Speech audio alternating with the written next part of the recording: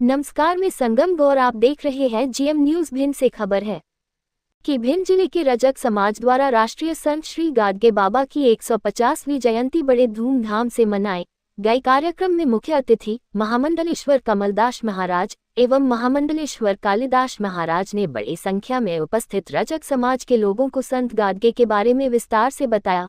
आज हम सब एक ऐसे महान संत, समाज सुधारक और कर्मयोगी को स्मरण करने के लिए एकत्रित हुए हैं, जिन्होंने अपना संपूर्ण जीवन समाज सेवा और स्वच्छता के लिए समर्पित कर दिया। वे थे संत गाडगे बाबा।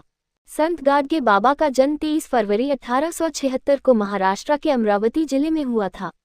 उनका वास्तविक नाम देवजी झिंगराजी जनोरकर था। बचपन से ही वे अत्यंत संवेदनशील और सेवा भाव से ओतप्रोत थे। उन्होंने समाज में फैली कुरीतियों, अंधविश्वास और भेदभाव के विरुद्ध आवाज उठाई।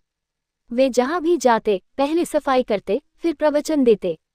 उनका संदेश स्पष्ट था, स्वच्छता ही सेवा है, स्वच्छता ही सच्ची भक्ति है।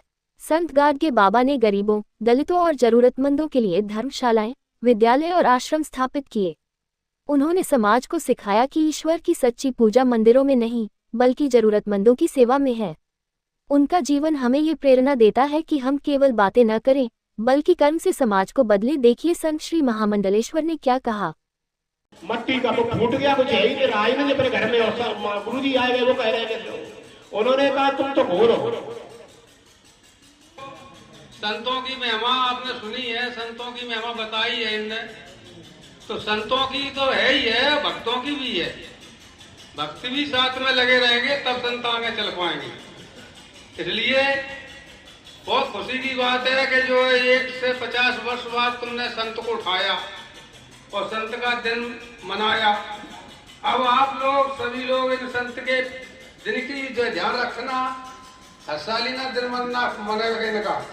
ऐसा है कि नहीं मिसाल मना करके आगे सोचो ही नहीं। इसलिए सभी से निवेदन है कि जो अपने मनाया है उसको मनाते चले। और देखो, संतों का काम है कि परहित सरस धर्म नहीं भाई। पराहित में लग जाओ तो तुम्हारा धर्म बन जाएगा। और परहित सरस धर्म नहीं भाई, और पर पीड़ा सब नहीं अधमाई। दूसरे को पीड़ा देना ही अधर्म है। इसलिए परहित में लग जाओ। हित में तो दुनिया लगी है, लेकिन परहित में लग जाओ जो दूसरे का हित हो। कैसे कि देखो, संत ने जो बताया है कि घर के लिए दुनिया आप कमाती है और उसके बाद चले जाते हैं तो वो अधम कहलाते हैं। और जो परमात्मा के लिए जय जय श्री राम, जय जय श्री राम। भैया इसी बीच में भाई वाणी को विराम करते हुए और संत भगवान से विशेष निवेदन करना चाहे, सुनो।